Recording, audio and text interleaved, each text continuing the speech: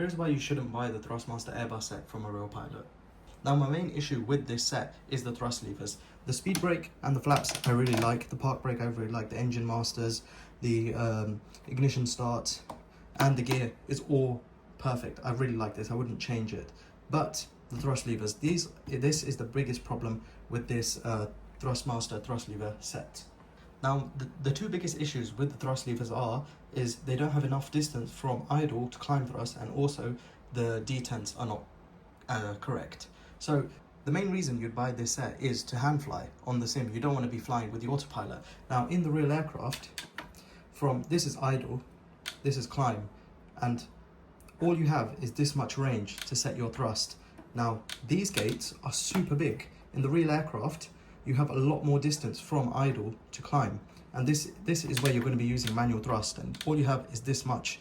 Why make the toga, the climb, and the MCT gates the same distance as idle and climb? In the real aircraft, I'll put a picture up, it does not work like this. So when you're flying, you obviously want manual thrust, and all you have is this tiny little range to actually fly it manually. And most people want to fly it manually. You never, if you buy these for the sim, if you buy these for the sim, you're not going to be using, you know, climb thrust or MCT or toga a lot.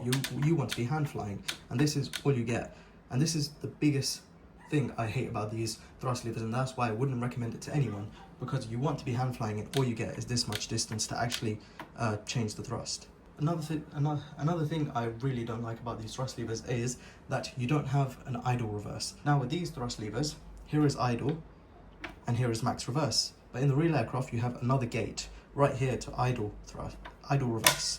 So this is idle, and you can click these one stage back in the real aircraft to go to idle reverse. But these don't have idle reverse, they just have max reverse and idle. Now it's not that big of an issue because, you know, you're not really going to be caring about engine wear in, you know, a sim, but it would still be nice to have that gate there. So anyone looking to buy these, I would probably not recommend them and wait for another company to actually make a decent set of thrust levers, because this much is just too little to actually get anything done with. Like the flaps, they're amazing. Like I really enjoy using the flaps.